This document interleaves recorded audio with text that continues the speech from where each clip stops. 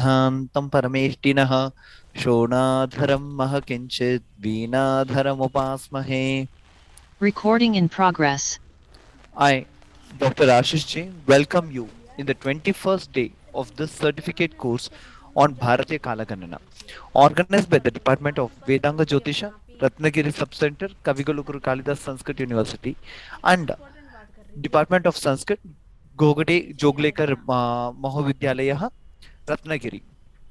Today, resource person is Rajat Gautam Chatri sir. He is a young faculty. Today he is going to discuss on the topic ancient day-night system as explained in Surya Siddhanta, and then different time zones like ISD and Indian Standard Time and GMT, etc. These things sir is going to discuss today. So, sir, over to you, sir. You can continue your lecture today. Thank you, sir.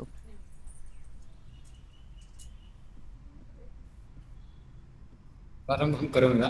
भवतां ध्वनिः किञ्चित् न्यूना आगता। एवम् अस्तु। ओ क्षम्यतां मम क्षम्यतां मम ध्वनिः क्लियर् अस्ति वा आचार्य?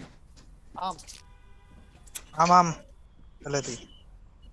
ॐ नमः पूर्वाय गिरये पश्चिमायाद्रये नमः ज्योतिर्गणानां पतये दिनाधिपतये नमः अचिन्त्याव्यक्तरूपाय निर्गुणाय गुणात्मने समस्तजगदाधार मूर्तये ब्रह्मणे नमः।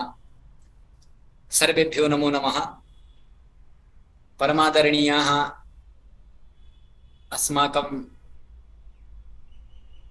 अस्य कार्यक्रमस्य अस्य सर्टिफिकेट कोर्स पाठ्यक्रमस्य प्रमुखः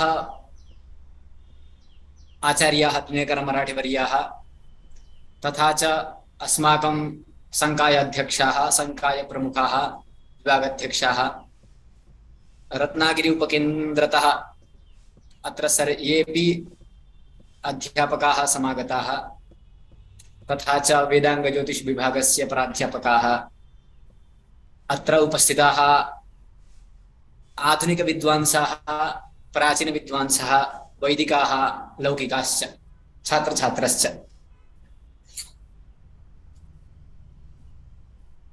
आज हम कुछ विशेष बात को लेकर के आए हैं कि प्राचीन भारत में भूगोल की स्थिति कैसी थी। क्या प्राचीन भारत के लोगों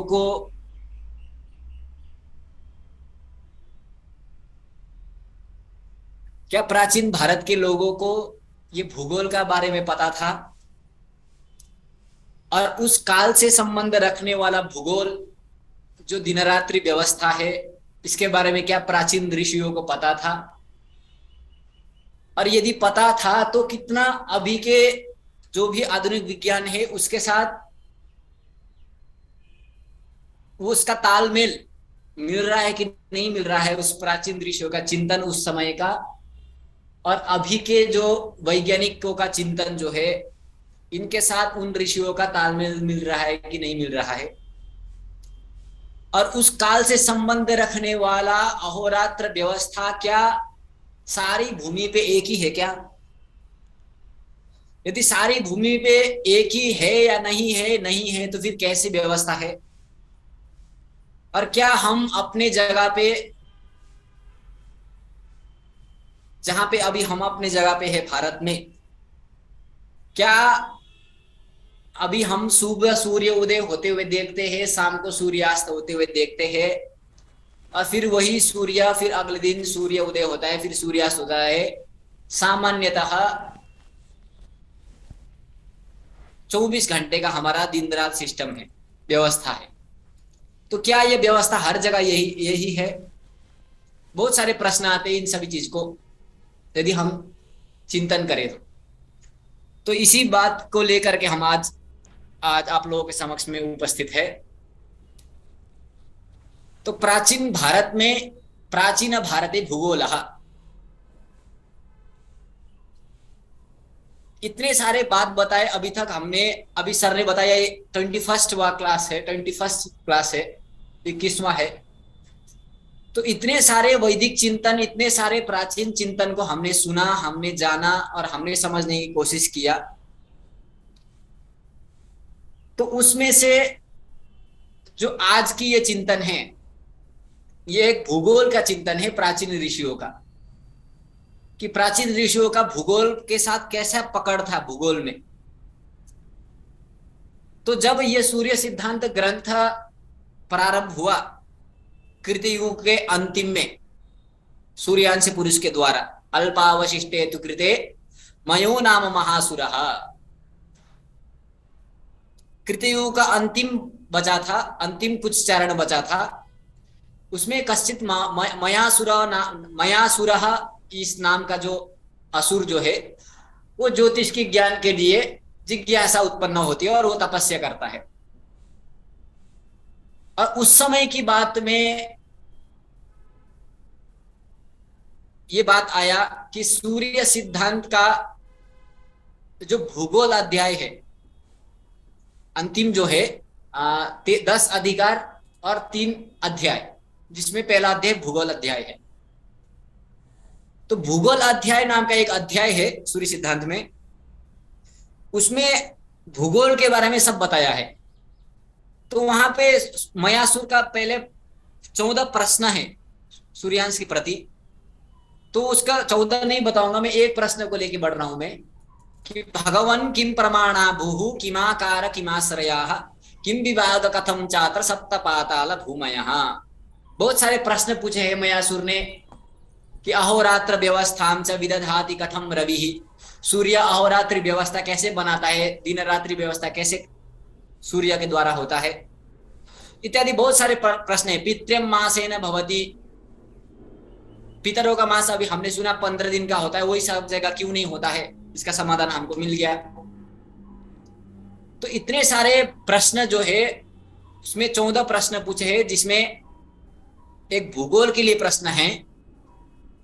तो वो भूगोल के लिए सारा प्रश्न है, भगवन किम प्रमाणा भूहु, भू का प्रमाण क्या है, किमाकारा किमाश्रयः, चिपटा है क्या, कहां पर आश्रित है, किसी जगह पे आश्रित है क्या कोई भूगोल, जो हमारा भूमि है कहीं पे किसी के ऊपर टिका है क्या, किमाकार हमारा आकार कितना बड़ा है, प्रमाण कितना है, विभाग कैसा है भूगोल का, और जो 7 पातल इत्यादि बोलते हैं वो कैसा है। इस तरीके का प्रश्न जो है वो भूगोल अध्याय में प्रश्नों के माध्यम से अपने जिज्ञासाओं को रखा है सूर्यांश पुरुष ने।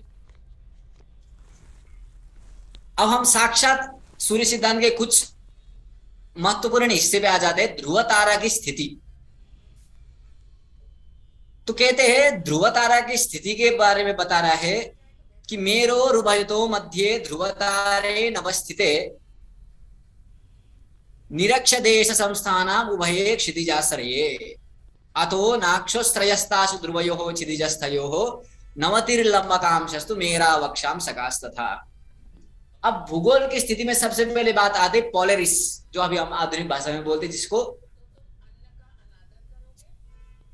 ध्रुव तारा बोलते हैं हम। तो उस समय में जैसे बात आती है, ध्रुव तारे जब सुनते ही यहाँ क्या आया, द्विवचन आया, अर्थात 2 ध्रुव तारा है बोल के बताया सूर्यांश पुरुष ने। अब 2 ध्रुव तारा होना संभव है या नहीं है, ये अलग बात है, ये अलग जगह पे हम चर्चा कर सकते हैं। अब इसको वहां इतना लंबा में नहीं खींचेंगे। वसुधा 2 ध्रुव तारा की स्थिति नहीं होती है, फिर भी बताया यहाँ पे। क्यों बताया, क्योंकि वहां पे उस समय में 2 ध्रुव तारे की स्थिति, 2 दक्षिण और उत्तर में चमकते हुए 2 तारे की स्थिति जरूर था।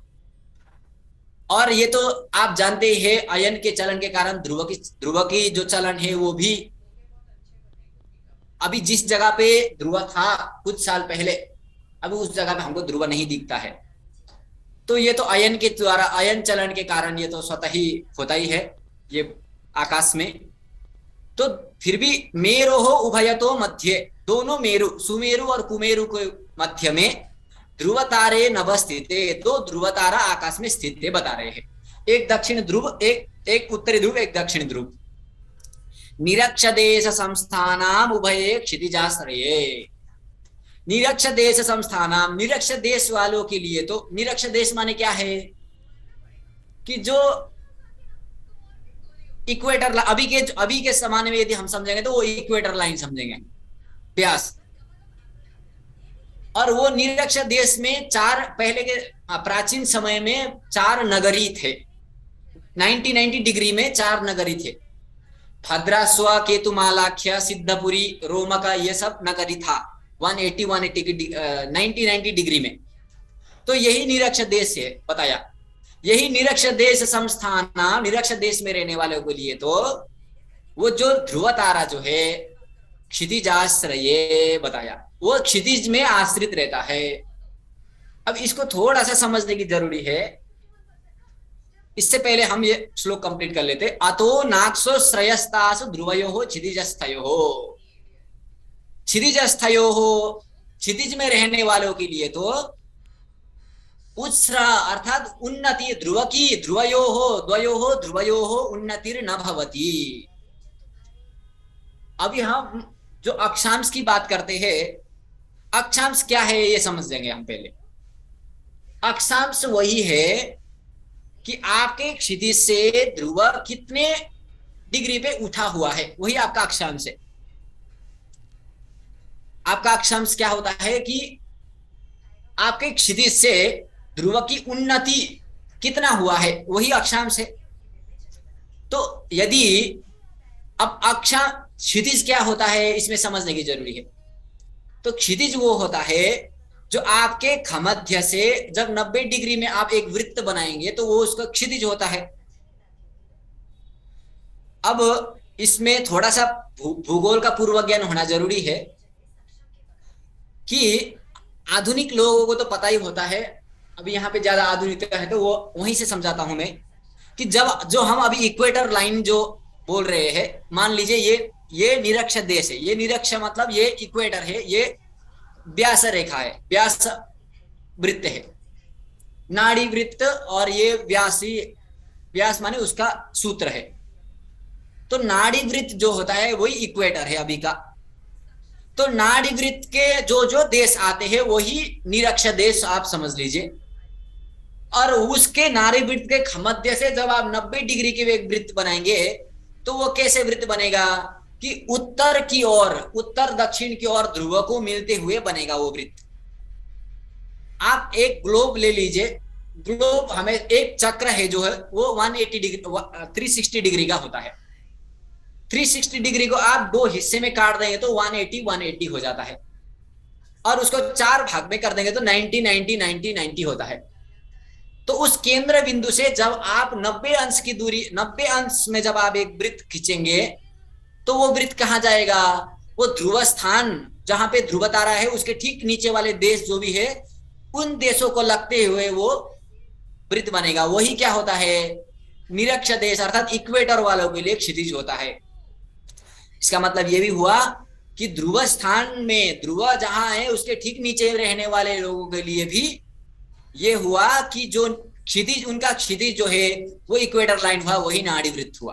क्योंकि हमेशा क्षितिज वृत्त तो 90 अंश की दूरी में बनता है, 90 की डिग्री में बनता है, 90 डिग्री में बनता है अपने खमध्य से। इसीलिए ध्रुव तारा जहां है उनके नीचे वाले के लिए अर्थात मेरू, प्राचीन भाषा में बताया जाए तो मेरू, अभी के भाषा में बताया जाए तो अंटार्कटिका। अंटार्कटिका वालों के लिए जो क्षितिज होता है वो क्या होता है, इक्वेटर लाइन होता है। मेरू वासियों के लिए जो क्षितिज होता है वो क्या होता है, निरक्ष देश होता है। ये बात समान ही है, ये आधुनिक है, ये प्राचीन है। तो ये ध्रुव तारा की स्थिति बताया, इसीलिए बताया नवतिर लंबकांशस्तु मेरु अक्षांशकाश तथा। अब मेरू वासियों के लिए क्या होता है, ध्रुव जो है उनके ठीक खमध्य में होता है। आप अंटार्कटिका में जाइए और ध्रुव तारा को देख लीजिए तो आप उसको ठीक सिर के ऊपर देख सकते हैं, अर्थात वो 90 डिग्री में है। और वहां से आप 90 डिग्री के यदि कोई वृत्त खींचेंगे तो वो कहां पे आएगा, वो अभी के जो इक्वेटर है वहीं पे आएगा वो वृत्त। तो वही उनका क्षितिज भी हुआ। और यही मेरू वासियों के लिए उनका 90 डिग्री में ध्रुव तारा उठा हुआ है अपने क्षितिज से, तो उनका अक्षांश हमेशा 90 ही होता है और लंबांश जो होता है वो 0 होता है। और उन इक्वेटर लाइन वालों के लिए जो ध्रुव होता है वो उनके क्षितिज में दिखते हैं, इसीलिए उनका अक्षांश शून्य होता है, इक्वेटर वालों का अक्षांश शून्य होता है, और लंबांश जो होता है वो 90 होता है इक्वेटर देश वालों के लिए। अभी जो भी इक्वेटर देश में आते हैं, जितने भी ये अफ्रीकन कॉन्टिनेंट जो भी आते हैं इक्वेटर देश में, ये सब जो भी देश है, कंबोडिया इत्यादि जो भी आते हैं, उन देशों के लिए जो क्षितिज होता है वो अंटार्कटिका है, और अंटार्कटिका में के लिए ध्रुव तारा सबसे सिर के ऊपर है, अर्थात उन कंबोडिया इत्यादि जो भी अफ्रीकन कॉन्टिनेंट से होते हुए जो इक्वेटर जा रहा है, वो इक्वेटर के लिए 90 डिग्री क्या हुआ, वो अंटार्कटिका हुआ। तो 90 डिग्री में जब ध्रुव दिखता है उनको, तो वो उनको क्षितिज में दिखता है, अर्थात सीधा दिखता है उनको, इसलिए उनका अक्षांश उन्नति है, ध्रुव की उन्नति नहीं होती है, इसीलिए उनका अक्षांश जो होता है वो शून्य होता है, और लंबांश जो होता है वो 90 होता है। ये तो आधुनिक तरीके से भी एक ही बात है, प्राचीन तरीके से भी एक ही बात है। तो ये ध्रुव तारा की स्थिति हुआ। हाँ, अब देवासुरों के लिए रवि का दर्शन कैसे होता है, तो बता रहा है, देवासुरों के लिए रवि दर्शन बता रहा है इसमें।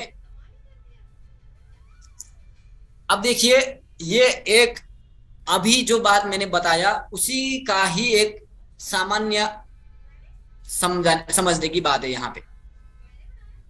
मेषादौ देव भागस्थे देवानां याति दर्शनम, असुराणां तुलादौ तु सूर्यस्तद्भाग संचरः।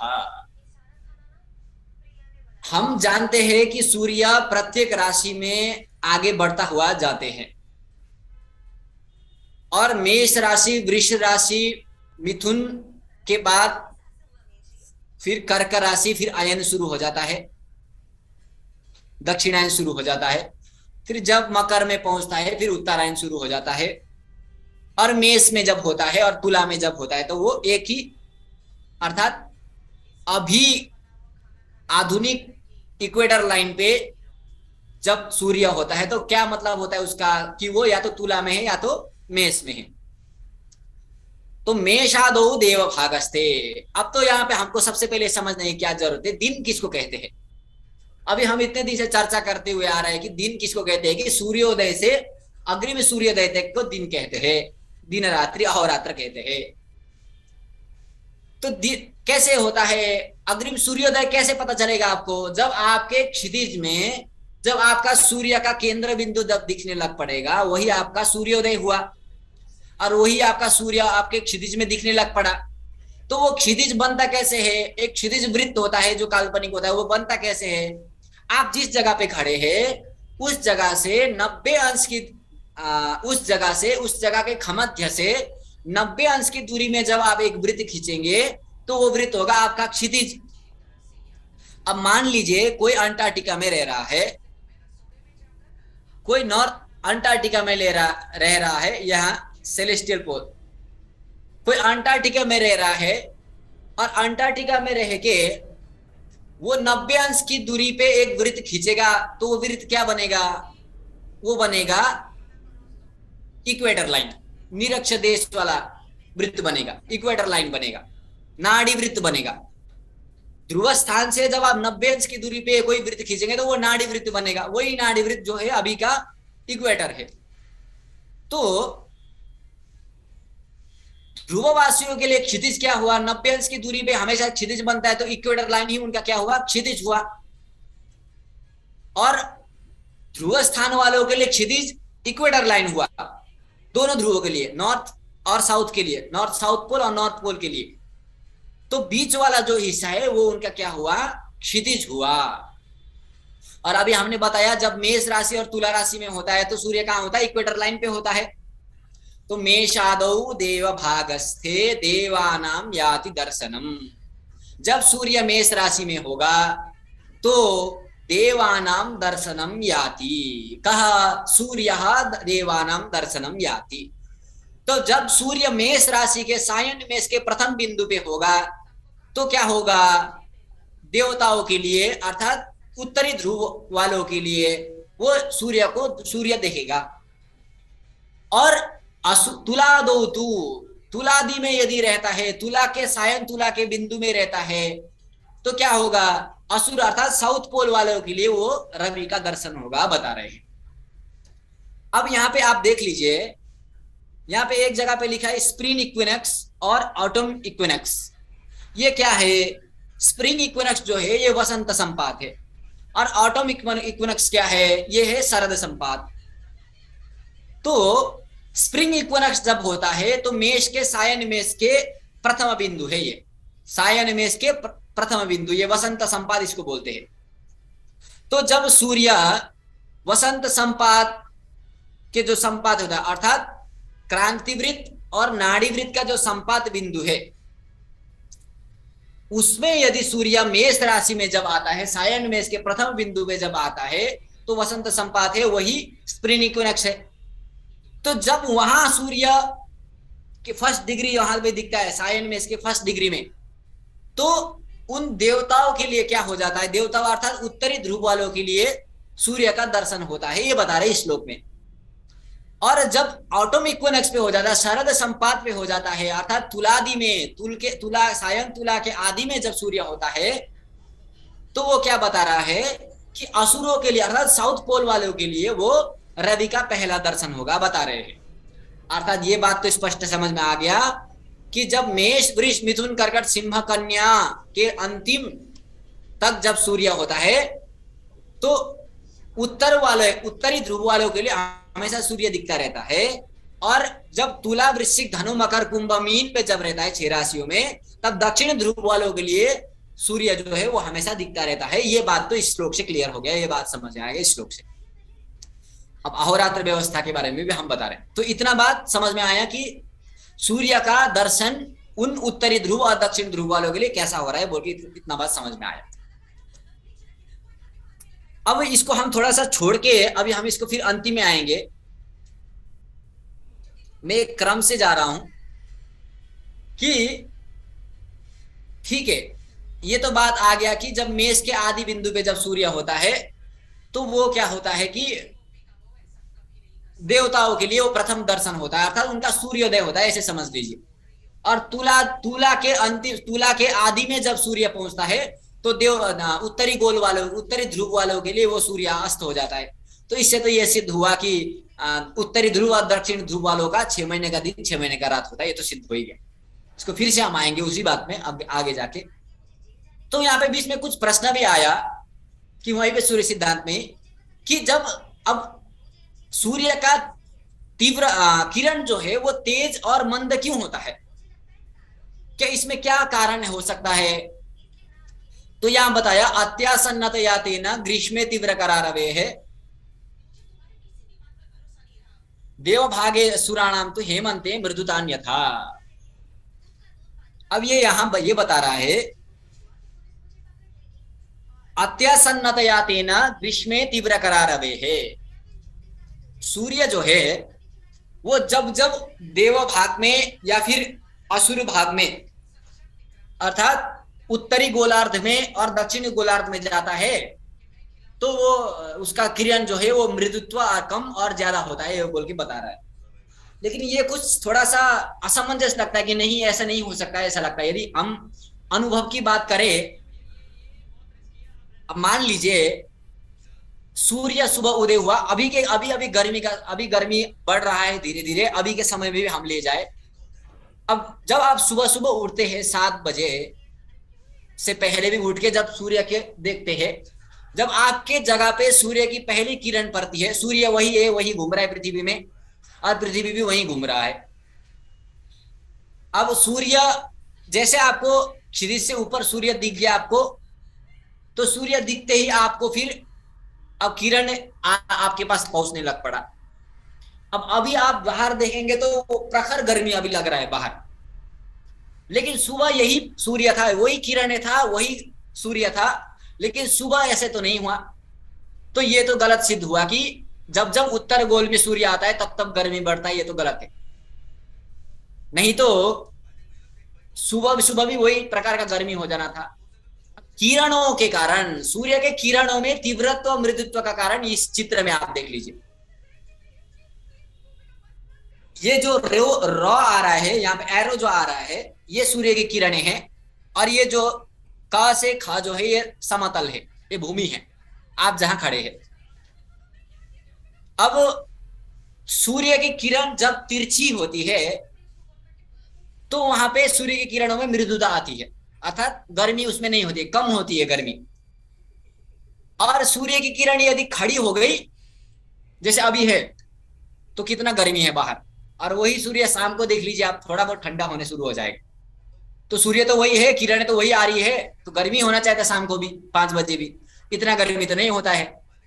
तो इसका क्या कारण है? उसका कारण है सूर्य की किरणें जो है वो तिरछा और सीधा आना ही कारण है, गर्मी और तीव्रता और मृदुता होना। तो बता रहा है, यदि इस तरीके से हम समझे चित्र के माध्यम से, आपके जगह पे जहां पे सूर्य, आप जहां खड़े, क से लेकर के ख बिंदु आपका स्थान है, यहाँ पे आप बैठे हैं और आप पे सूर्य की किरणें तिरछी पड़ रही है, इसलिए आपको उसकी किरणें मृदुता लग रही है। लेकिन आपने कहीं कभी कभी देखे होंगे अपने आपके घरों में ही, जब सूर्य की किरणें तिरछी होती है तो आपके, हमारे माताजी, हमारे गांव के लोग क्या करते थे, किसी वस्तु को सुखाने के लिए क्या करते थे, उसको ऐसे टेढ़ा करके सुखाते थे। अब मान लीजिए ये समतल है तो उसको ऐसे टेढ़ा कर दिया, तो उसमें किरण डायरेक्ट पहुंच रहा है और टेढ़ा नहीं, तिरछा नहीं हो रहा है, किरण फैल नहीं रहा है, उसमें सूर्य की किरणें जो है वो सीधा पहुंच रहा है। इसलिए आपने देखे होंगे कि जब गांव में ठंडे ठंडे प्रदेशों में जब वस्तुओं को सुखाया जाता है तो हमारे वहां तो ऐसे ही सुखाते, ऐसे टेढ़ा करके सुखाते। इसका मतलब क्या है कि जब आप वस्तु को कोई टेढ़ा करेंगे तो उसकी किरणें जो है आप पे साक्षात पड़ेगी और वो जल्दी सूखेगा, इसलिए सुखाया है जल्दी सूखेगा बोल के। अर्थात किरणें वही है, वही मृदु फैल रही थी किरणें थी, लेकिन हमने जब ऐसे कर दिया उसको तो वो फिर वहां पे तीव्रता किरणों में आ गई और वहां पे ज्यादा उष्णताएं होने लग पड़ी। तो सूर्य की किरणें जब तिरछी होती है तो ही सूर्य मृदुता होती है, और सूर्य की किरणें यदि लंबी होती है, लंबायमान होती है, तो ही मृदुता आती है, और जब खड़ी होती है तो तीव्रता आती है। और यदि हम यहाँ श्लोक में बोला है हेमंते मृदुता अन्यथा, और यदि अभी के समय पे यदि हम हेमंत ऋतु में लिया जाए तो वहां पे सूर्य जो है पृथ्वी के समीप आने पर हम गर्मी होता है बोल के बोलते हैं कि सूर्य जो है वो उत्तर की ओर आ रहा है तो गर्मी बढ़ रहा है, ये भी एक कारण हो सकता है। लेकिन हेमंत ऋतु, अभी हेमंत ऋतु में तो अभी के समय के जो हेमंत ऋतु है उसमें पृथ्वी और सूर्य सबसे समीप में रहते हैं ग्रीष्म के मुकाबले में। तो अब वहां हेमंत में गर्मी ज्यादा होना चाहिए था, किरणों, यदि सूर्य ही अधिक गर्मी कर रहा है तो। लेकिन सूर्य की किरणें की वजह से वहां पे मृदुता और तीव्रत्व सूर्य के किरणों में होने के कारण ही वहां पे गर्मी और ठंडा का बात आता है। तो इस बात का भी सूर्य सिद्धांत में जिक्र किया गया है और इसमें थोड़ा अलग तरीके से प्रतिपादन किया गया है, जिसको हम अपने चिंतनों के मुकाबले में हम समझ सकते हैं कि अभी के अनुभव के कारण कि अच्छा ये गर्मी ज्यादा होने का कारण उसके किरणों का जो तिरछापन और सीधापन है वही है, इस तरीके से हम समझ सकते हैं। हाँ, अब देवासुराणाम अहोरात्र व्यवस्था। अब देवासुरों की अहोरात्र की व्यवस्था बता रहा है। बहुत सारे बात बताया कि पृथ्वी गोल है तो किसी को ऊपर लगता है, किसी को नीचे जैसा लगता है, लेकिन पृथ्वी गोल है, यहाँ पे कोई ऊपर नहीं है कोई नीचे नहीं है बोल के इन सारे श्लोकों के माध्यम से सूर्यांश पुरुष ने उनको बताया है। तो अब बता रहा है देवासुर विषुवति क्षितिजस्थम दिवाकरम पश्यन्त्यन्योन्यमेतेषां वामसभ्य दिनक्षपे। तो मैंने अभी आपको यही बताया जब नव्यांश की बात बता रहा था मैं सबसे पहले, तो देवासुरा विषुवति क्षितिजस्थम दिवाकरम, विषुवति नाम उस नाड़ी वृत्त में, उस इक्वेटर में जब दिवाकर होता है अर्थात क्षितिजस्थ होता है, क्षितिजस्थ होता है अर्थात जब इक्वेटर लाइन में होता है, तो इक्वेटर लाइन ही किसका क्षितिज होता है? देवों का और असुरों का इक्वेटर लाइन ही क्षितिज होता है। पश्यन्त्यन्योन्यमेतेषां वामसभ्ये दिनक्षपे, पश्यन्ति अन्योन्यम एतेषां, तो अन्योन्यम पश्यन्ति अर्थात जब मेष के आदि बिंदु पे जब सूर्य होता है तो उत्तरी ध्रुव वालों के लिए सूर्य उदय हो गया। अब मेष, वृष, मिथुन, कर्क, अब कर्क रेखा पहुंच गया सूर्य, फिर ट्रॉपिक ऑफ कैंसर पहुंच के फिर नीचे आ रहा है सूर्य, सिंह कन्या में, कर्कट सिंह कन्या, तो 3 राशियां में, और जब कन्या के अंतिम में आके तुला के आदि बिंदु में जब जाता है सूर्य, तो क्या हुआ, उन उत्तरी गोलार्ध वालों के लिए, उत्तरी ध्रुव वालों के लिए वो सूर्य अस्त हो गया। तो 6 राशियों में जब सूर्य भ्रमण करता है मेष से लेकर के कन्या तक, तब देव भाग में उन देवताओं के लिए हमेशा सूर्य उदय होता रहता है। तो आप अभी यदि आप अंटार्कटिका पे जाएंगे, उत्तरी ध्रुव के ठीक नीचे आप जाएंगे, तो आपको सूर्य कैसे दिखेगा, आपको सूर्य ऐसे चलता हुआ दिखेगा, ऐसे चलेगा सूर्य, ऐसे चलेगा सूर्य। हमारे में सूर्य ऐसे चल रहा है, लेकिन उन वालों के लिए सूर्य ऐसे चलेगा। क्यों ऐसे चलेगा, क्योंकि उत्तरी ध्रुव के स्थानों के लिए जो क्षितिज है वही क्या है, निरक्ष देश है, इक्वेटर ही उनका क्षितिज है। इसीलिए जब इक्वेटर से ऊपर ऊपर आता है तो सूर्य भी ऐसे ऐसे करके, पहले दिन तो सूर्य इनको ऐसे दिखेगा सीधा में, उसके दिन थोड़ा सा ऊपर दिखेगा, थोड़ा सा, और बस ज्यादा दूर नहीं जाएगा, ज्यादा ऊपर नहीं जाएगा, उनके सिर के ऊपर तो कभी जा ही नहीं सकता है। तो सिर के ऊपर कहां तक जाएगा ये भी हम चर्चा आगे कर लेंगे। तो इस तरीके से मेषादा उदित सूर्य स्त्रीन राशि उत्तरम संचरण प्रागहर मध्यम पूरे मेरुवासिनाम। तो मेष के आदि से लेकर के जब सूर्य 3 राशि में होता है तो वो दिनार्थ तक बनाता है उत्तरी ध्रुव के लिए। फिर 3 राशि जब आगे बढ़ता है कर्क से तो दिन के अपरार्ध भाग होता है, और उसके बाद फिर सायं जब होता है, तो जब तुला के आदि में जब रहता है सूर्य, तो क्या होता है, उनका सूर्यास्त हो जाता है। किनका, उत्तरी ध्रुव वालों के लिए। और यही उसके ठीक विपरीत दक्षिण ध्रुव वालों के लिए होता है। जब तुला में आया तो सूर्य उदय हो गया उनका, अभी तक उनका रात था। तो इसीलिए 6 महीने का दिन, 6 महीने का रात कहाँ होता है, उत्तरी गोलार्ध में उत्तरी ध्रुव, और दक्षिण गोलार्ध में दक्षिण ध्रुव वालों स्थानों के लिए 6 महीने का दिन, 6 महीने का रात होता है। ये यहाँ से अहोरात्रि व्यवस्था सिद्ध होगी।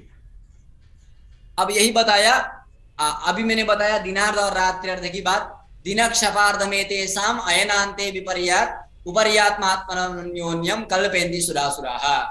तो देवताओं का अयनान्ते विपर्यात् दिनक्षपार्ध भवति, अर्थात दिनार्ध और रात्र्यर्ध होता। अर्थात यदि सायन मिथुन के अंतिम में, सायन मिथुनान्ते यदि सूर्यः भवति, अर्थात कर्क राशि के पहले बिंदु प्रवेश करने वाला होता है जब सूर्य, तो क्या होता है, दिनार्ध हो जाता है। किनका, देवताओं का। क्यों, क्योंकि अभी मेष में सूर्य उदय हुआ, वृष मिथुन कर्कट हुआ, तो उनका दिनार्ध हुआ।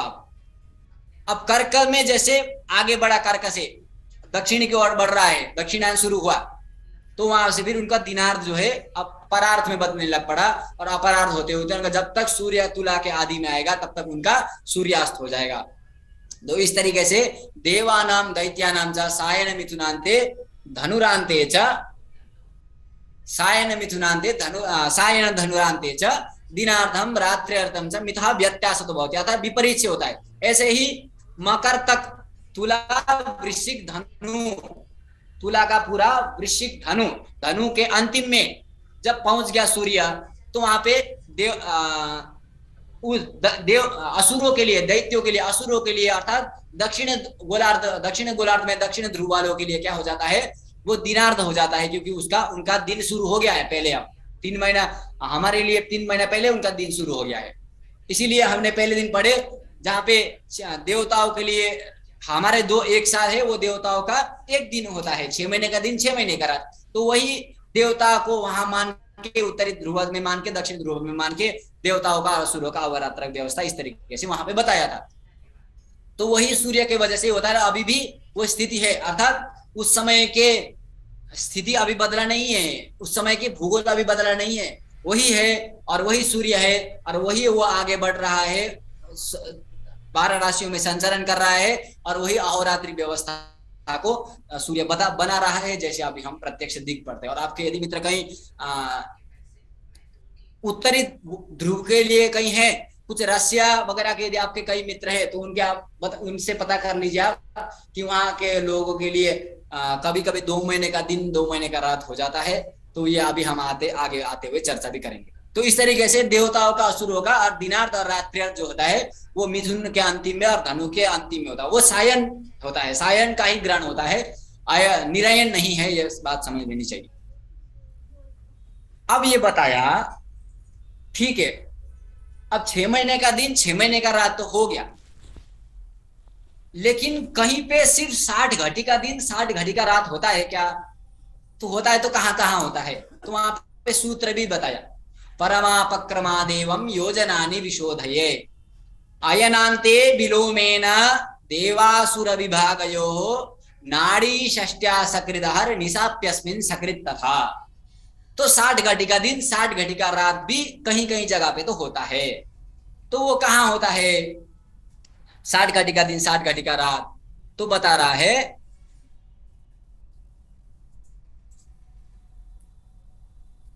अब यहाँ पे योजन के अनुसार यहाँ पे बताया, योजन मान के अनुसार बताया यहाँ पे कि हम उस भूभाग से यदि हम वहां तक पहुंचेंगे, उस योजन तक पहुंचेंगे, तो हमको वहां पे 60 घटी का दिन 60 घटी का रात वर्ष में एक बार देखने को मिलेगा, बता रहा है।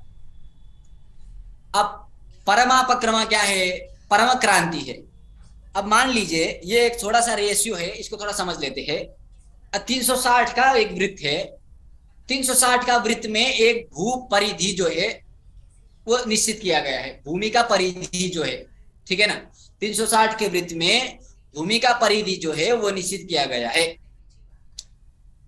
और यदि 360 के वृत्त में यदि भूमि का परिधि जितना निश्चित किया गया है उतना मिलता है, तो परम क्रांति में कितना मिलेगा?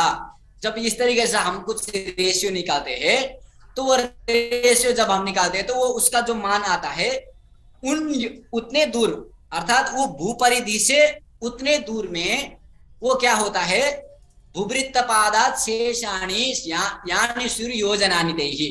भूवृत्तपाद माने 90 से हम उतने परम क्रांति को जितना घटाएंगे, 90 से हम परम क्रांति को घटाने पर भी ये सूत्र आ जाता है। 90 अर्थात 90 में बांटा गया है, 4 भूवृत्तपाद होता है। भूवृत्तपाद अर्थात भूमि का 4 पाद बांटा गया है, 90 180, इधर 90 और उधर 90 180, तो 360। तो 90 अंश में यदि परम क्रांति का हम यदि माइनस करेंगे तो वो अंश आएगा। तो वो उतने योजन में, उतने अक्षांश में 60 घटी का दिन 60 घटी का रात होता है, बता रहा है। हाँ, भगणाम से ही भूपरिधि योजनानि लभ्यते। तो ये 360 से यदि भूपरिधि का योजन मिलता है तो उस परम क्रांति में कितना योजन मिलेगा? तो जितना योजन मिलेगा उसका, उस मैप में आप कल्पना कर लीजिए, जितना योजन मिलेगा उतने ऊपर और उतने नीचे क्या होता है, विलोमेन अयनान्ते विलोमेन देवासुर विभागयोः सकृत आहार निशम भवति। रात्रि और दिन होते हैं। तो इसको थोड़ा समझ लेते हैं यहाँ पे। अब मान लीजिए ये ख जो लिखा है ये ख स्वस्तिक है, ये र उ जो है ये क्या है, परम क्रांति है। अर्थात ये र उ जो है, एक मिनट इसको मैं थोड़ा सा साइड कर देता हूं। अब जो र उ जो है लाइन जो दिख रहा है आपको, रेखा दिख रही है, वो उस दिन का क्या है, परम क्रांति है। परम क्रांति कब होता है? जब सूर्य जो है वो कर्क राशि या फिर उत्तरी परम क्रांति कब होती है? उत्तरी क्रांति परम होती है जब कर्क राशि में पहुंचता है, कर्क राशि के अंतिम में, और उधर मकर राशि के जब अंतिम में। सायन कर्क संक्रांति के दिन जब सूर्य कहाँ होता है, अंतिम जगह, अंतिम उत्तर गोल पे होता है, अर्थात वहां से आगे सूर्य बढ़ नहीं सकता है। तो ये वही उस दिन का अहोरात्र वृत्त भी होता है। अहोरात्र वृत्त मतलब क्या है कि सूर्य आज जिस रास्ते पे आज सूर्य घूमते हुए हमको दिखा है वही आज का अहोरात्र वृत्त है। तो देखिए यहाँ पे जो ये ऊद जो है ये क्षितिज, दक्षिणोत्तर क्षितिज का रेखा है ये, और ये वी जो है ये विषुव मंडल है, विषुव मंडल का एक बिंदु है ये भी। और जो ऊ, ये देखिए ये ऊ और ये धा जो है ये एक इष्ट स्थान का, ये हम एक पर्टिकुलर स्थान को लेकर के बात कर रहे हैं, ये भूमि को लेकर के बात नहीं कर रहे हैं। यहाँ पे कंफ्यूज नहीं होना आप लोग, यहाँ भूमि की बात नहीं चल रही, यहाँ पे एक हम पर्टिकुलर एक स्थान को लेकर के बात कर रहे हैं। तो ये ऊ धा जो है वो उसकी अक्षांश है जहाँ पे जिस क्षितिज का अक्षांश है, ये क्षितिज से ध्रुव इतना उठा है, इसीलिए वो अक्षांश है। अब देखिए र उ जो है अहोरात्र वृत्त, जो र उ जो अहोरात्र वृत्त है, जो बिल्कुल अस्त नहीं होगा क्योंकि वहां पे सीट अब ये क्षितिज से, ये क्षितिज रेखा से ये जो यहाँ पे घूमने वाला सूर्य जो है यहाँ अस्त नहीं होता है, अर्थात ये क्षितिज से सूर्य नीचे नहीं जाता है। जब कब नहीं जाता है? जब परम क्रांति में होता है। तो परम क्रांति दो जगह पे होता है, एक उत्तर में एक दक्षिण में होता है, तो दो जगह पे ये स्थिति बनेगी।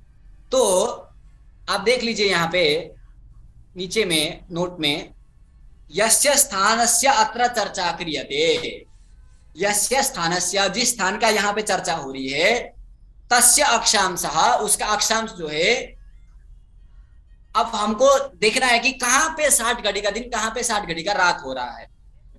तो जब आप आप वो मैप में देखेंगे, ये पॉलिटिकल मैप पे आप जब देखेंगे वर्ल्ड मैप में, तो जहां पे 66.33 जब डिग्री होता है, 66 डिग्री 33 कला जब अक्षांश होता है, जिस देश का अक्षांश वो है, उस देश के लिए क्या होता है, वो 60 घड़ी का दिन 60 घड़ी का रात हो जाता है।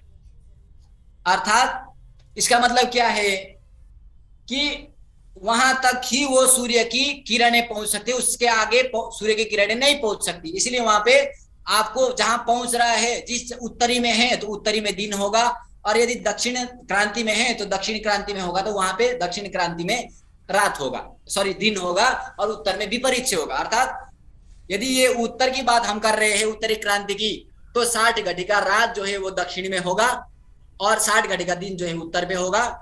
और 60 घड़ी, यदि हम दक्षिण की बात करेंगे, दक्षिण क्रांति की यदि हम बात करेंगे, तो दक्षिण अक्षांश जितना है 63.33 में देश में आने वाले, जो भी अक्षांश में आने वाले जितने भी जो भी देश है, उन देश वालों के लिए 60 घड़ी का दिन 60 घड़ी का रात होता है। वो भी कब होता है? वर्ष में सिर्फ एक ही बार होता है। क्यों? क्योंकि वर्ष में एक ही बार सूर्य कर्क में पहुंचता है और मीन पे मकर पे पहुंचता है। तो इसका और भी विश्लेषण हो सकता है, इसको आप थोड़ा, हम जल्दी बढ़ेंगे क्योंकि इन सब बातों को और भी विश्लेषण करने की बात है। तो उन 66 डिग्री उत्तर और 66 डिग्री दक्षिण के बीच में रहने वालों के लिए क्या होता है? दिन का वृद्धि और ह्रास होता रहता है। समझ में आ रहा है ना? कि उन 66 डिग्री से ऊपर के लिए नहीं बोल रहा हूं, 66 डिग्री जहां पे होता है अभी, जिसको हम कब बोलते हैं? आर्टिक सर्कल, हम जिसको बोलते हैं अभी ट्रॉपिक ऑफ कैंसर और ट्रॉपिक ऑफ कैप्रिकॉन से ऊपर के जो 2 एकड़ सर्कल होता है, वहां पे आर्टिक सर्कल, शायद वो आर्टिक सर्कल 66 डिग्री का ही होता है, अक्षांश पे ही होता है। तो उसके अंदर ही वो दिन रात्रि व्यवस्था होती है। इसीलिए हमारे में भी कभी कभी 12 घंटे का दिन हो जाता है, कभी कभी 13 घंटे का, और कभी कभी 14 घंटे का दिन हो जाता है। कभी कभी दिन और वृद्धि बढ़ता रहता है। हमारे में, हमारे भारत से ऊपर चाइना, रशिया, कुछ जगह में, रशिया के कुछ ऊपर और इलाके में जाएंगे तो फिर वो स्थिति हट जाएगी। तो उन स्थिति में भी इतने ही आर्टिक सर्कल के अंदर ही, अर्थात गोलार्ध में, उत्तरी गोलार्ध के जो आर्टिक सर्कल से नीचे वाला गोलार्ध है और आर्टिक सर्कल के ऊपर 2 आर्टिक सर्कल वाला अंदर वाला हिस्सा जो है, उसमें ही 60 घड़ी का दिन 60 घड़ी का रात उन्हीं जगह पे होगा। लेकिन हमारे जगह पे नहीं होगा कभी भी, क्योंकि हमारे जगह पे तो हमेशा सूर्य दिखाई देगा आपको। इसलिए 60 घड़ी का हमारे क्षितिज में तो सूर्य डूबेगा ना अभी थोड़ा देर बाद, इसीलिए हमको नहीं। लेकिन उनके क्षितिज में सूर्य क्या है? उस क्षितिज से नीचे ही नहीं जाएगा। जैसे र अ वाले अहोरात्र वृत्त के लिए क्षितिज क्या बना? ये द उ बन रहा है, तो द उ से तो नीचे जाएगा ही नहीं सूर्य। तो 60 घड़ी का दिन वहां पे स्वतः ही हुआ, और उसके विपरीत वालों के लिए 60 घड़ी का रात हुआ। तो इस प्रकार से वहां पे 60 घड़ी का दिन और 60 घड़ी का रात में चर्चा किया है। आप इसको एक बार सूर्य सिद्धांत में देख के और भी क्लियर कर सकते हैं। तो क्या 2 मासों का दिन भी होता है क्या? बोले हाँ, 2 मासों का भी दिन होता है। तो 2 मास का दिन कहाँ होता है? तो धनुर्मृगस्थ सविता देव भागे न दृश्यते तथैवासुर भागे तु मिथुने कर्कटे स्थिते। इसका श्लोक आधा आधा लिया मैंने, कि सब सूर्य सायन धनुराशि में प्रवेश करता है, तो सायन धनु में और मृग में होता है। तो देवताओं के लिए वो नहीं दिखता है, देव भाव के लिए वो नहीं दिखता है। अभी हमने पहले बात किए थे कि जब तुला में ही, तुला के आदि बिंदु में ही जब पहुंचता है सूर्य, तो देवताओं के लिए तो वो मतलब उत्तरी ध्रुव वालों के लिए तो वो दिखता नहीं, वो अस्त हो जाता है। तो धनुर्मृगस्थ सविता, धनु और मृग पे रहने वाला जो सविता माने सूर्य जो है वो देवताओं के लिए नहीं दिखता है, और असुर भाग में रहने वालों के लिए मिथुन और जब कर्क में होता है तो वह सूर्य नहीं दिखता है। तो क्यों नहीं दिखता है, ये एक बार आप थोड़ा चिंतन भी कर लीजिए, क्यों नहीं दिखता है ये? क्योंकि वहां पे, वहां तक वो छाया, सूर्य की छाया नहीं पहुंच पाती है, इसलिए नहीं दिखता है। वो सूर्य की किरणें नहीं पहुंच पाती, इसलिए नहीं दिखता है। तो अब यहाँ पे थोड़ा सा समझ लीजिए कि ये स्थिति कहाँ पे बनेगी, अभी के मैप में कहाँ पे बनेगी। तो जब धनु राशि में सूर्य प्रवेश करता है तो वो दक्षिण क्रांति होता है। दक्षिण क्रांति कब होता है? 20 अंश 10 कला, 20 डिग्री 10 कला, है ना, 20 डिग्री 10 कला में होता है उसका क्रांति। मैं सूर्य की क्रांति की बात कर रहा हूं। जो सूर्य की क्रांति है वो जब धनु राशि में होता है सूर्य, तो वो क्या होता है? 20 डिग्री 10 कला होता है। और जब तक राशि 2 में रहता है, धनु और मकर में रहता है, तो 20 डिग्री से उसका क्रांति जो है वो अधिक होता है। तो आप देख लीजिए, जब हमने बोला ध्रुव जो है वो अक्षांश, आपकी क्षितिज से ध्रुव की उन्नति जितना है वही अक्षांश होता है। तो आप देख लीजिए, जब 90 अंश से आप उस सूर्य की क्रांति को जब घटाएंगे तो क्या आ जाएगा? 69 अंश 50 कला आ जाएगा। ये 69 अंश 50 कला क्या है? ये अक्षांश है। ये जिस देश का अक्षांश है, उन देश के अक्षांश में उन अक्षांशों के देशों के लिए क्या होता है? 2 महीने का दिन 2 महीने का रात होता है। अब ये कहाँ होता है? अब ये होता है, अभी हमने 63 बात किया था, तो आर्टिक सर्कल से थोड़ा सा ऊपर के वाले के लिए होता है। जैसे आपने ग्रीनलैंड नाम का देश सुना है, फिनलैंड वगैरह भी सुना है, और रशिया के कुछ हिस्से, और अमेरिकन कॉन्टिनेंट के अलास्का जो है, इन देशों के लिए क्या होता है? 2 महीने का दिन 2 महीने का रात हो जाता है। ये 2 महीने का दिन और 2 महीने का रात उत्तरी के लिए। दक्षिणी वालों के लिए जब 2 महीने का दिन वहां हुआ उत्तर में, तो 2 महीने का रात नीचे दक्षिण में हुआ, और यदि दक्षिण में 2 महीने का दिन हुआ तो 2 महीने का रात उत्तर में हुआ। तो धनुर्मृगस्थ सविता, धनु और मृग पे रहने वाला सविताओं के लिए, उत्तरी गोलार्ध वालों के लिए वो सूर्य नहीं दिखता है, इसलिए 2 महीने का दिन वहां होता है, और 2 महीने का दिन 2 महीने का रात होता है वहां पे। और उन देवताओं के, असुरों के लिए, अर्थात दक्षिण गोल वालों के लिए, दक्षिण ध्रुव के वासियों के लिए, जितने भी वो उतने अक्षांश के जितने भी कॉन्टिनेंट आ रहे हैं, उनके लिए क्या हो जाता है? वो दिन हो जाता है। और जैसे ही मिथुन और कर्कट में जब सूर्य जाता है, तो असुरों के लिए वही रात्रि 2 महीना बन जाता है, और वही अलास्का वालों के लिए, वही ग्रीनलैंड के कुछ हिस्सा के लिए, और रशिया के कुछ हिस्सा में वही पूरे दिन बन जाता है। तो वहां पे 2 महीने का दिन 2 महीने का रात हो जाता है। इस तरीके से वहां पे 2 महीने का दिन 2 महीने का रात बताया, और 4 महीने का दिन 4 महीने का रात भी बताया है, और वो भी समान ही है। जब सूर्य धनु मकर कुंभ मीन और मिथुन कर्कट सिंह कन्या, इन चारों में जब होता है, तब वो क्या होता है? 4 महीने का दिन 4 महीने का रात हो जाता है। वो भी इसी तरीके से है। वो कहाँ हो जाता है? 73 अंश अक्षांश जिसका है, अर्थात 73 अक्षांश जिन जिन देशों का है, उत्तरी वालों को भी हो सकता है, हमारा तो नहीं होगा कभी भी, क्योंकि हमारा अक्षांश तो एक निश्चित है। लेकिन 73 अंश से ऊपर जो भी जितने भी अक्षांश वाले हैं, 73 सर्कल जहां पे अक्षांश है, उन अक्षांश दोनों जगह बनता है। कहाँ पे? दक्षिण गोलार्ध में भी बनता है और उत्तरी गोलार्ध में भी बनता है। तो उन दोनों जगहों के लिए क्या हो जाता है? उन देशों में 4 महीने का दिन 4 महीने का रात हो जाता है। जब यहां से लेकर के, ये मान लीजिए ये अफ्रीकन कॉन्टिनेंट है, अफ्रीकन कॉन्टिनेंट से भी और नीचे जाइए आप, दक्षिण गोलार्ध में अफ्रीकन को छोड़ दीजिए, आप पूरा नॉर्थ पोल में, साउथ पोल में जाइए। साउथ पोल में जाके आप जब डिग्री देखेंगे, 73 डिग्री जहां पे है अक्षांश, उनके लिए जब सूर्य उत्तर में होता है तो वो रात बन जाता है यहाँ पे, क्योंकि उनको नहीं दिखाई देता है 4 महीने। और फिर जब यहाँ आप उत्तर में जब आप 73 जाएंगे देखेंगे, अभी मैं आपको दिखाऊंगा मैप पे, तो वहां पे आप जब देखेंगे तो उन नीचे वालों के लिए क्या हो जाएगा, वो रात्रि हो जाएगी। तो जब वहां दिन होता है तो यहाँ रात्रि, जब यहाँ रात्रि होता है तो वहां दिन, तो इसी को विपरीत क्रम से हो जाता है। तो इस तरीके से 4 मास के लिए बात में भी बताया, 4 मास में भी बताया। और 6 महीने का दिन, 6 महीने का रात तो वही होता है जहां जिसका अक्षांश जो है वो 90 डिग्री होता है। तो मैंने सबसे पहले बताया 90 डिग्री अक्षांश किसका होता है, उत्तरी गोलार्ध में उत्तरी ध्रुव के वालों के लिए, और नीचे दक्षिणी गोलार्ध में दक्षिणी ध्रुव वालों के देशों के लिए ही 90 अंश की अक्षांश होती है। और 90 अंश की अक्षांश वहां क्यों होती है, क्योंकि उनके क्षितिज से उनका जो ध्रुव है ठीक खमध्य के ऊपर दिखता है। इसलिए आपका क्षितिज से जितना खमध्य, जितना आपका ध्रुव उठा है उतना ही तो आपका अक्षांश होता है। तो आप देख लीजिए, मेषादो देव भागस्ते, सॉरी मेरौ मेषादि चक्रार्धे देवा पश्यन्ति भास्करम।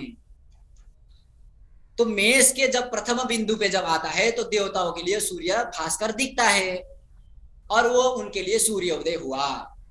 अब वो ऊपर की ओर बढ़ रहा है तो उनका और दिनार्थ वगैरह होता गया। अब जब तुला में आया तो सकृदेवोदितम तद्वत् सुरा असुराश्च तुलादिगम। जब तुला के आदि में जब जाता है, सायं तुला के आदि में सकृत उदितः, फिर देवताओं के लिए वो उदय, सॉरी दानवों के लिए, दक्षिण गोलार्ध वालों के लिए, दक्षिण ध्रुव वालों के लिए क्या होता है, साउथ अंटार्कटिका के लिए वो उदय हो जाता है सूर्य जब तुला के आदि में होता है। तो जब मेष के आदि में होता है तो नॉर्थ पोल वासियों के लिए, नॉर्थ पोल के देश में रहने वालों के लिए उदय होता है, तुला में होता है तो फिर साउथ पोल में देशवासियों के लिए उदय होता है। तो इस तरीके से अहोरात्र व्यवस्था जो है पूरे भूमि पर अलग अलग है। इसीलिए हमारे देश से कुछ आप थोड़ा नीचे जाएंगे या फिर ऊपर जाएंगे तो अभी बढ़ता बढ़ता हुआ दिन बढ़ेगा। अभी आपने भी देखा है, अभी 5 बजे सूर्यास्त होता था पहले, अब 5 बजे सूर्यास्त नहीं हो रहा है। तो जैसे जैसे सूर्य बढ़ेगा आगे, ऐसे ऐसे दिन की वृद्धि भी करेगा। लेकिन वृद्धि कहां तक करेगा, जहां तक वहीं तक करेगा जहां तक 63 अंश तक ही करेगा। वहां से आगे 60 घटी नहीं, काम नहीं करेगा। वहां का फंडा ही कुछ और है। फिर वहां से आगे 2 महीने का दिन बन रहा है, 4 महीने का रात बन रहा है। तो वहां जहां मैंने बताया 60 घटी का दिन, 60 घटी का रात, तो उनके अंदर ही ये दिन रात्रि व्यवस्था गड़बड़ होता है। उससे आगे वालों के लिए नहीं होता है। उनसे आगे वालों के लिए तो ये महीनों भर ही चलता है। तो आप यहाँ पे देख लीजिए, आप ये मैप देख रहे हैं तो यहाँ पे आप देख लीजिए, ये इक्वेटर लाइन है जो मैंने आपको दिखाया है फर्स्ट एरो पे। तो यही नाड़ी वृत्त है, यही निरक्ष देश मान लीजिए। अब अभी जो हम यहाँ ये 0 डिग्री लेते हैं, यहां से ये GMT हम जिसको बोलते हैं आजकल, ग्रीनविच मीन टाइम, वो वहां से 0 चलता है। और वस्तुतः पहले ये सब भारत से ही था, भारत में 0 था। क्योंकि सूर्य सिद्धांत में एक जगह आया है, राक्षसालय देवो का शैलयोर मध्य सूत्रगाः रोहित कमवंती से यथा सन्नीतम सरहा। ये निरक्ष देश है, अर्थात हरियाणा के रोहतक प्रदेश और उज्जैन, ये सब को छूते हुए जब रेखा जाता है तो वही निरक्ष वही उसका वो 0 वहां से गिना जाता था। तो अब हम इनको 4 भागों में बांट रहे हैं। तो ठीक 90 डिग्री के आसपास में, जैसे हमारे यहाँ से 180 डिग्री में जैसे अमेरिका है ना, तो ऐसे ही ये जो लंका नगरी जो था उससे 180 डिग्री में दूसरा कोई एक देश था जो प्राचीन काल में भद्राश्व या फिर रोमक था। रोमक नहीं, सिद्धपुर या भद्राश्व, केतुमाल था। तो अभी इस समय आप यहाँ पे देख लीजिए, तो ये जो इक्वेटर लाइन है, जब इस देख लीजिए, जब सूर्य सायन मेष के प्रथम बिंदु पे होता है तो इन देशों के ठीक ऊपर सूर्य घूमता है। देखिए आप, ये केन्या है ना, ये कोलंबिया, ये इक्वेटर के थोड़ा सा कुछ हिस्सा, और ये अफ्रीका के कुछ कंटिनेंट, उगांडा से थोड़ा नीचे, तो ये सब देशों में ये रिपब्लिक ऑफ कॉन्गो, इन सब देशों के ऊपर सूर्य घूमता है जब मेष राशि में होता है। अब जैसे जैसे सूर्य आगे बढ़ा, अब मेष वृष मिथुन कर्कट में बढ़ा, तो उसका परम क्रांति हमने क्या बताया, सूर्य सिद्धांत में 24 बताया गया है, जो अभी जो है वो 23.26 23.27 भी है। तो ये जो ट्रॉपिक ऑफ कैंसर जो है, ये कर्क रेखा जो है वो 23 डिग्री तक है। अब सूर्य यहां तक ही पहुंच पाएगा, इससे आगे ऊपर सूर्य बढ़ ही नहीं सकता है, मतलब ठीक सर के नीचे से सर के ऊपर, तो यहां तक सर के ऊपर आएगा, फिर उसके बाद नीचे आने लग पड़ेगा, फिर सूर्य दक्षिणायन की ओर होगा, फिर मकर पे आएगा नीचे जाके ट्रॉपिक ऑफ कैप्रिकॉर्न पे, फिर वो उत्तरायण की ओर बढ़ने लग जाएगा। तो आप जब आप देखे होंगे आर्टिक सर्कल यहाँ पे 63.66, तो ये किसका अक्षांश है, ये उन नॉर्थ का अक्षांश है। और ये यहाँ पे और नीचे का आएंगे आप, तो यहाँ पे अंटार्कटिक सर्कल जो दिख रहा है आपको, यहाँ लास्ट एरो नीचे है, तो ये साउथ वालों के लिए वो अक्षांश है। तो जब 63 अंश वालों के लिए यहीं पे होता है, देखिए यहीं पे 60 घटी का दिन 60 घटी का रात, जब सूर्य उत्तर की ओर होता है तो 60 घटी का रात इस जगह पे होगा, और जब सूर्य दक्षिण की ओर हो जाएगा तो 60 घटी का रात उस अलास्का से थोड़ा, यहाँ अलास्का देख रहे हैं आप, यहाँ पे अलास्का के थोड़ा नीचे वाले हिस्से जो भी है, ये सब देशों पे, ये स्वीडन फिनलैंड के थोड़ा सा बाउंड्री छू रहा है, ये नॉर्वे के कुछ जगह पे 60 घटी का दिन 60 घटी, इनके बीच ही 60 घटी का दिन 60 घटी का रात होगा, उससे आगे नहीं होगा। अब उससे आगे क्या होगा देख लीजिए आप, ग्रीनलैंड जाइए, अब अलास्का के ऊपर जाइए, तो आप जब देखेंगे 75 यहाँ आपको दिखा, तो मैंने बात किया 73 का, अर्थात ये इतने वाले बीच में, ये जो मैं एरो लगा रहा हूं यहाँ पे, ये ग्रीनलैंड डेनमार्क जो भी है, ये देश जो इतने भी आ रहा है, उन देशों के लिए 2 महीने का दिन 2 महीने का रात, 4 महीने का दिन 4 महीने का रात, इस तरीके से होता है। और जब आप पूरे आर्टिक में जाते हैं, पूरे ये भूभाग में जाते हैं, यहाँ पे पूरे ये भूभाग में जहाँ पे अक्षांश क्या होता है 90 है, अब यहाँ से 75 से ऊपर जितने भी जाएंगे आप यहाँ के वालों के लिए, तो वो 6 महीने का दिन और 6 महीने का रात ही हो जाएगा। तो इस तरीके से ये भूभाग में हम समझ सकते हैं कि 6 महीने का दिन और 6 महीने का रात, 4 महीने का दिन 4 महीने का रात का किस किस देशों पे हो रहा है ना। तो इस तरीके से आप यहाँ पे देखेंगे,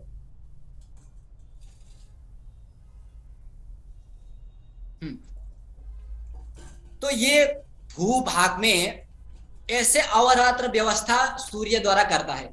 तो यही प्रश्न जो था वो प्राचीन समय में मयासुर ने पूछा था, और समाधान सूर्यांश पुरुष ने दिया था, और अनेकों आचार्यों ने भी इसका उल्लेख किया। अब देख लीजिए उसका तालमेल यहाँ पे कैसे बैठ रहा है। यहाँ पे उससे अब यहाँ से आगे ट्रॉपिक ऑफ कैंसर से आगे सूर्य नहीं जाएगा, तो सायन धनुरांत मिथुनांत हमने जब बोला था, तो यह बात देख लीजिए आप, जब यहाँ पे सूर्य आता है तो उन देवताओं के लिए, उन ध्रुव वालों के लिए क्या हो जाता है, दिनार्ध हो जाता है, और यहाँ पे दिनार्ध हो जाता है तो सूर्य आ जाता है ट्रॉपिक ऑफ कैंसर पे, जो हमारे देश के लिए छूते हुए जाता है, हमारे देश के अहमदाबाद इत्यादि शहरों को छूते हुए जाता है, जो ट्रॉपिक ऑफ कैंसर जो कर्क रेखा है। तो जब हमारे देश में जब सूर्य ठीक खमद्दे के ऊपर होता है ये कर्क रेखा में, तब उन उत्तरी ध्रुव गोलार्ध वालों के लिए वो दिनार्ध बन जाता है, उनका दिन का अर्ध हिस्सा खत्म होता है। तो इसीलिए आप देख लीजिए, जब मेष में आया सूर्य, यहाँ इक्वेटर से ऊपर आया, तो ऊपर ऊपर ही देखने लग पड़ेगा। तो क्यों, अब जब आप 90 अंश से जैसे देख लीजिए, यहाँ पे ये उत्तरी गोल वालों के लिए ये 90 है और यहाँ 90 है, जब यहाँ से 90 अंश की दूरी पे आपको एक वृत्त खींचेंगे तो यहाँ पे 0 ही आएगा। तो 1 0 यहाँ, 1 0 यहाँ, 1 0 यहाँ, 1 0 यहाँ, अर्थात 90 90 90 हुआ। तो 90 अंश में जब आप वृत्त खींचेंगे तो वही क्षितिज वृत्त होता है। तो आपने जब अभी ये सूर्य की परम क्रांति को माइनस किया था 90 डिग्री में, वो क्यों किया, क्योंकि 90 अंश में का हमने एक भाग बांटा है, 4 भाग बांटा है।